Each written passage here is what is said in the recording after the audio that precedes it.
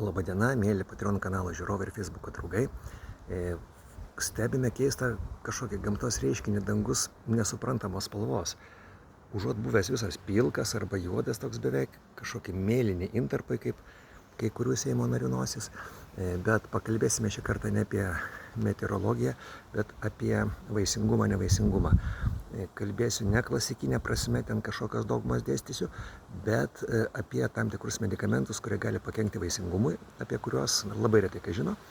Ne apie kažkokius chemopreparatus, biologinės terapijos vaistus, kurie skiriami sudėtingom onkologiniam lygom, autoimuniniam lygom gydyti, ne apie agresyvę hormonų terapiją, kas būtų savaime suprantama, bet apie vaistukus, kurie yra mūsų naudojami tiesiog saldainiukų formatu.